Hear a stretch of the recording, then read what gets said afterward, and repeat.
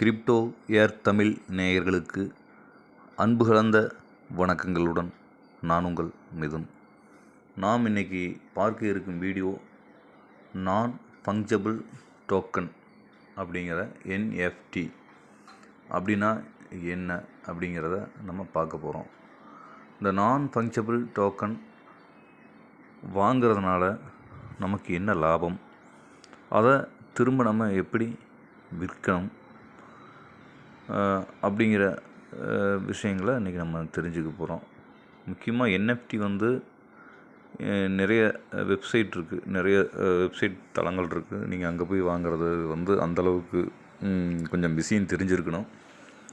ரொம்ப டீப்பாக தெரிஞ்சிருந்ததுக்கு பின்னாடி தான் நீங்கள் அந்த வெப்சைட்டில் போய்ட்டு நீங்கள் NFT வாங்கணும். அதை விட நீங்கள் ஒரு கிரியேட்டராக இருந்ததுன்னா இன்னும் பெஸ்ட்டு.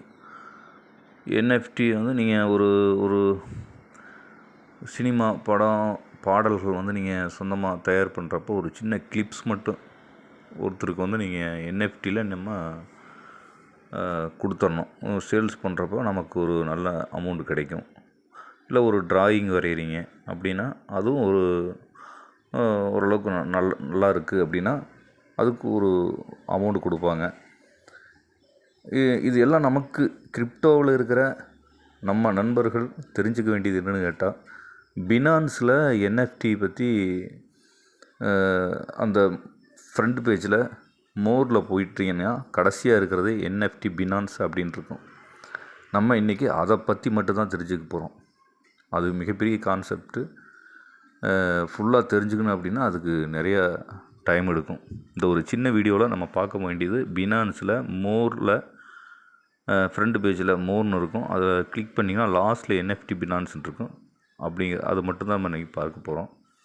ஒரு 2 வீடியோ வரும், அப்போ தான் அது நம்ம முழுமையாக தெரிஞ்சிக்க முடியும். இந்த NFTயில் ரேரிபிள் கலெக்ஷன் ஒன்று இருக்கும், Rன்னு இருக்கும், N அப்படின்னு ஒன்று இருக்கும். N அப்படிங்கிறது நார்மலாக நியூட்ரல்னு சொல்லுவாங்க. அது ஒரு 2500 பேர் 3000 பேர் அந்த மாதிரி எல்லாத்துக்கு கையிலையுமே இருக்கும். ரேரிபிள் அப்படிங்கிறது ஒரு 1500 பேர் அந்த மாதிரி இருக்கும். SSR அப்படின்னு ஒரு கலெக்ஷன் இருக்கும்.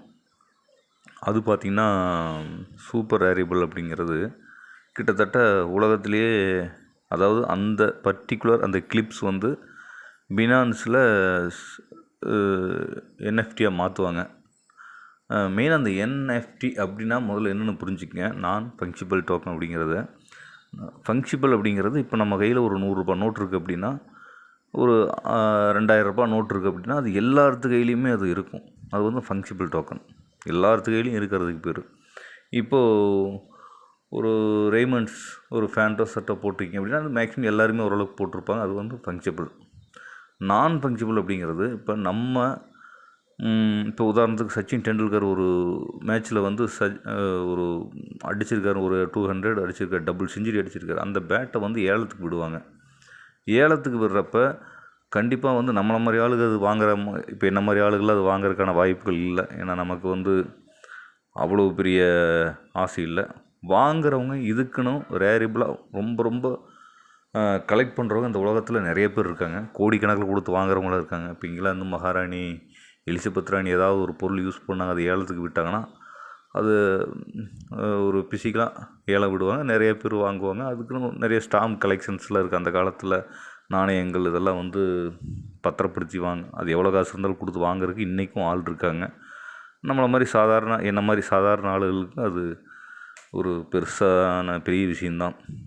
இப்போது இந்த நான் ஃபங்க்சிபிள் அப்படிங்கிறத நம்ம டிஜிட்டலில் பிளாக் செயினில் எடுத்துகிட்டு வந்திருக்காங்க.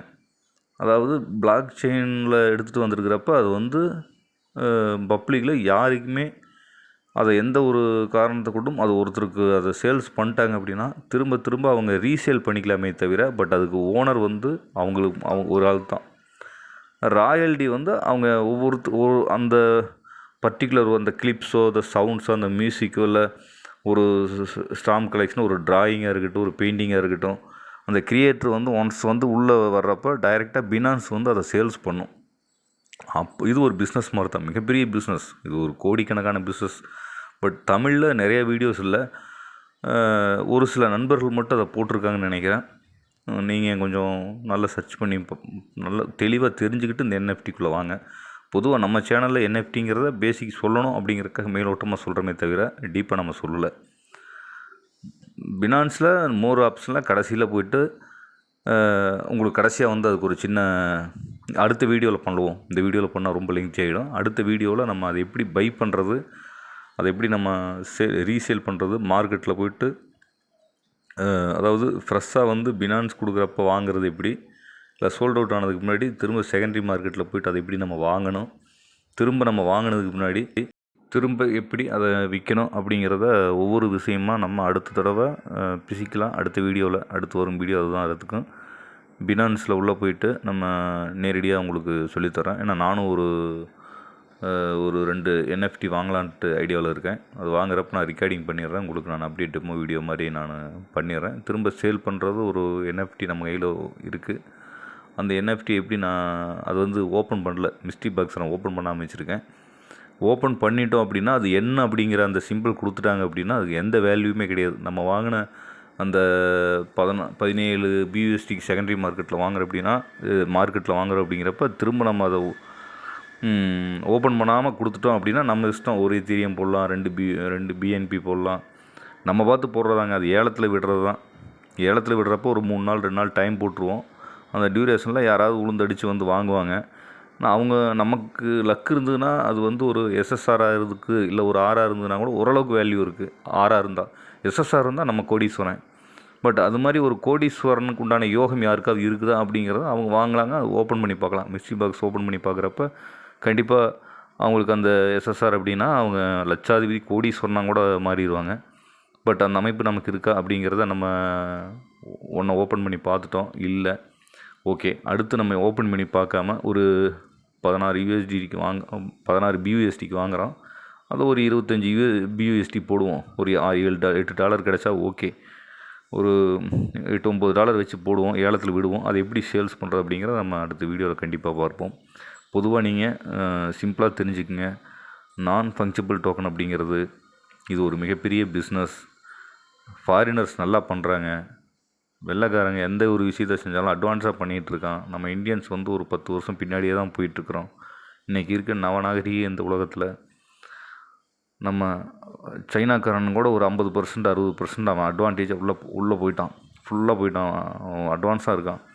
பட் இந்தியன்ஸுக்கு இன்னும் விளக்கமான நிறைய வீடியோக்கள் தேவை. நிறைய யூடியூபர்ஸ் பார்த்துக்கிட்டு இருப்பீங்க. இன்னும் விளக்கமான விஷயங்களை நம்ம நண்பர்களுக்கு தெரியப்படுத்துங்கள். நீங்களும் போய் சர்ச் பண்ணி பாருங்கள். இங்கிலீஷ் தெரிஞ்சால் ஆங்கில சேனலில் போய் பாருங்கள். நல்ல நல்ல விஷயங்கள் சொல்கிறாங்க. ரொம்ப ரேரபிளான கலெக்ஷனை மட்டும் வாங்கி நம்ம ஓனாக வச்சுக்கலாம்.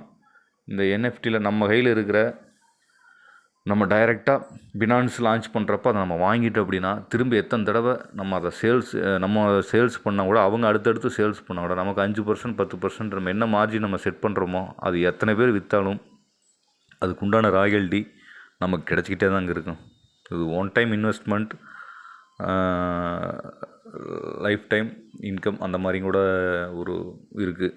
இன்னும் நான் ஃபங்க்ஷபிள் டோக்கனை பற்றி இன்னும் நிறைய விஷயங்கள் இருக்குது. நானும் இப்போ தான் ஆரம்ப ஸ்டேஜில் இருக்கிறனால கற்றுக்கிட்டு இருக்கிறேன். உங்களோட சேர்ந்து நானும் கற்றுக்கிட்டு இருக்கிறேன். நானும் ஒன்று வாங்கியிருக்கேன், இன்னொன்று வாங்கலான்னு இருக்கேன். அது டெமோ வீடியோவாக நம்ம பண்ணுவோம். நன்றி நண்பர்களே. இன்னும் மேற்கொண்டு நிறைய தகவல்கள் நம்மிடம் உள்ளது. அதை ஒவ்வொன்றாக உங்களிடம் தெரியப்படுத்த வீடியோவாக தயாராக உள்ளேன். மீண்டும் ஒரு நல்லதொரு வீடியோவில் உங்களை சந்திக்கிறேன்.